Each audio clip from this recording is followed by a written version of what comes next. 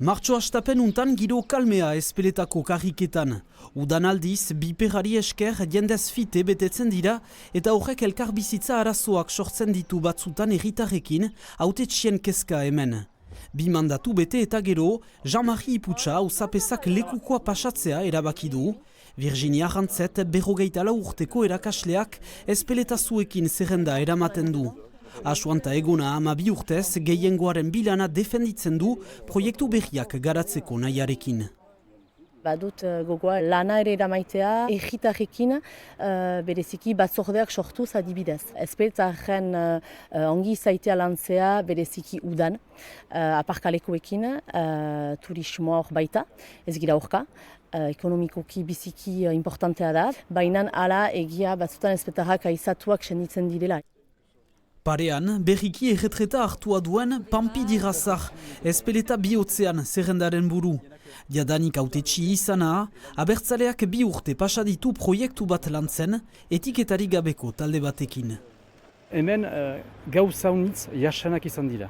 Gure lehentasuna izanen da, gauzak proposatzea, gauzak egitea Ezpeletarendako lehenik. Nire gibilan ikusten duzu da merkatu estalia. Astean egun erdi bat edekia da bakarrik. Beste denbora guzian etxia da. Zergatik ez edeki herritarreri, gazteri.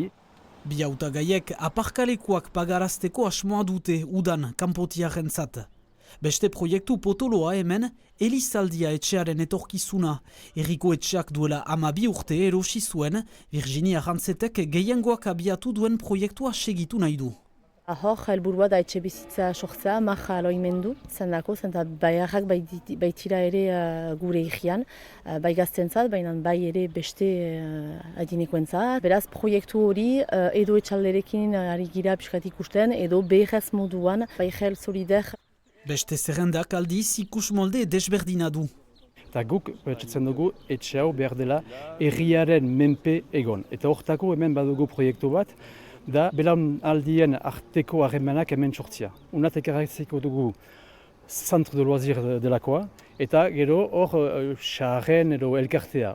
Aste bat gelditzen zaie hautagaiei Ezpeletarrak konbentzitzeko, biperrik eskas ez duen kanpaina untan.